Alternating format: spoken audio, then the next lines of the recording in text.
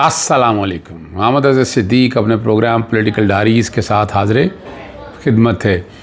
4 अगस्त हो गई, 5 अगस्त का कल है और मेरी इत्तला के मुताबिक हुकूमत वक्त की टांगें कांप रही। किसी तरह नहीं चाह रहे कि ये 5 अगस्त के हवाले से कोई मोबिलाइजेशन हो सके।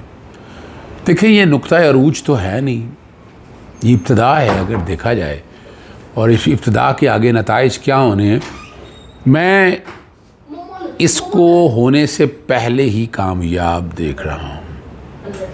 बड़ी वजाहत के साथ आपको बता दूँ, यानी जो कुछ लोग जो मर्ज़ी इसको कहें आप, लेकिन जो एक हकीकत है ये होने से पहले ही। एक और बड़ी एक कंट्रोवर्सी चल रही है फील्ड मार्शल जनाब आसिम मुनीर साहब की एक्सटेंशन कानूनी पोजीशन की। पहले तो 3 साल के हवाले से था, उसमें मज़ीद एक्सटेंशन हो सकती थी। अब कानून में तरमीम हो चुकी है, इसलिए आइन में तरमीम की ज़रूरत नहीं थी। आर्मी एक्ट, एयरफोर्स एक्ट और नेवी एक्ट के हवाले से चलें, उसके हवाले से गुफ्तगू करेंगे।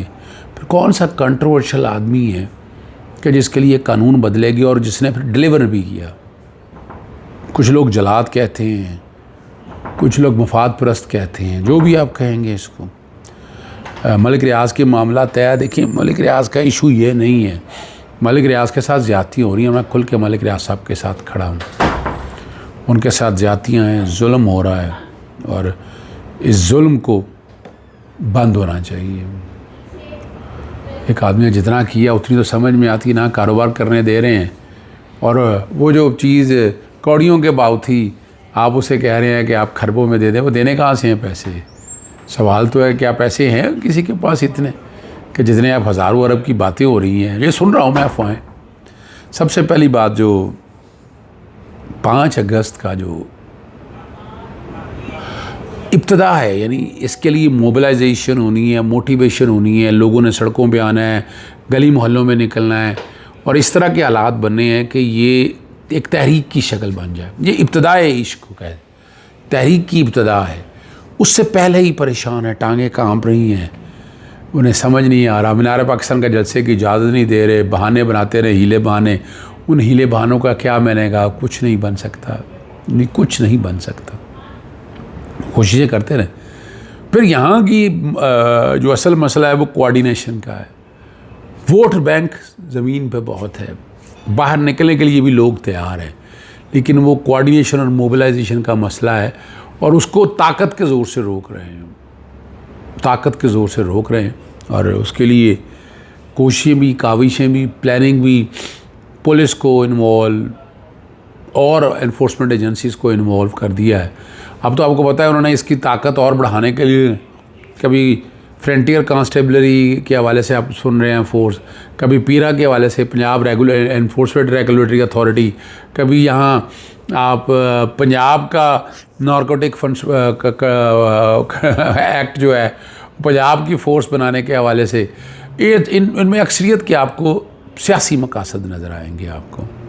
और लेकिन वो कामयाब हो चुका है, मोबिलाइजेशन हो चुकी। बच्चों ने 5 अगस्त से पहले उनका अमेरिका में जाना, वहाँ टीवी प्रोग्राम में बात किया जाना और मजबूरन जो है इमरान खान साहब से 2 घंटे बच्चों की बात करवानी पड़ी। ये तो तैयार नहीं थे ना, बड़े बड़े दावे कर रहे थे, बड़ी बड़ी बातें कर रहे थे।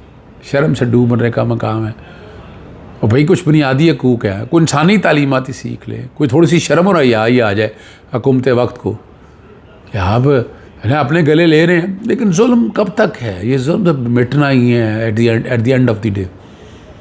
जनरल फील्ड मार्शल जनाब आसिम मुनीर साहब की जो ऑफिशियल बातें, मुख्तलिफ लोग मुख्तलिफ बातें कर रहे हैं। पहले तो ये बता दें, जनरल बाजवा साहब के हवाले जब दौर आया था, मामला चैलेंज हुआ था, इमरान खान साहब के दौर में तरमीम हुई थी और उसमें एक्सटेंशन के हवाले से आ गया था। 3 साल की मुद्दत, ज़्यादा, लेकिन साथ एक्सटेंशन की बात भी उसी वक्त आ चुकी हुई थी। जनरल बाजवा ने बड़ी कोशिश की एक्सटेंशन की, वो एक्सटेंशन मिलनी नहीं थी क्योंकि कुछ चीज़ें ग्राउंड पे ऊपर अवेलेबल थी सारी। अल्टीमेट यानी मुझे बहुत से लोगों ने मुझे कहा, बहुत से जितने चंद लोगों ने, कि general field marshal Asim Munir की एक्सटेंशन जो अपॉइंटमेंट है उसको चैलेंज करना चाहिए। अच्छा, मेरा अपना नुक्ता नज़र इस हवाले से फिर किसी वक्त इस बारे में बात करूँगा। लेकिन आपको कानूनी पोजीशन बता दो, 3 साल के लिए नोटिफिकेशन हुआ, गालबन 26 नवंबर 2027 में 3 साल पूरे हो जाएंगे। अब जब 3 साल ये पूरे होंगे, अब कानून ने इजाज़त दे दी है कि 5 साल तक आप रह सकते हैं। जो आपकी तैनाती है वो अब 3 साल की लिए थी, 2 साल बढ़ाना कोई मुश्किल काम नहीं है, चूँकि और 2 तरह की इंटरप्रटेशन है। हुकूमत वक्त समरी इनिशिएट करेगी, समरी इनिशिएट करके कह देगी कि कानून ने पहली अपॉइंटमेंट 5 साल की कर दी है, चूँकि इनकी अपॉइंटमेंट 3 साल के लिए हुई थी, ये 5 साल के लिए तसव्वुर होगी, या 2 साल आप ऐड कर देंगे उसके अंदर। अब रुकत नहीं है, 2 दफ़ा एक्सटेंशन करें, 3 दफ़ा एक्सटेंशन कर लें, मैं इसको झगड़ा समझता ही नहीं। अगर झगड़ा हो भी तो कौन सी अदालत में लेके जाना है, कौन सी अदालतें यहाँ पर हैं जो इस बात को टेकअप करेंगी, वो टेकअप करेंगी, लेकर जाएंगी। अदालतें तो आपके सामने वाज़ेह है। दूसरी बात जो है कि इस कानून का क्या माजी से इतलाक़ हो सकता है?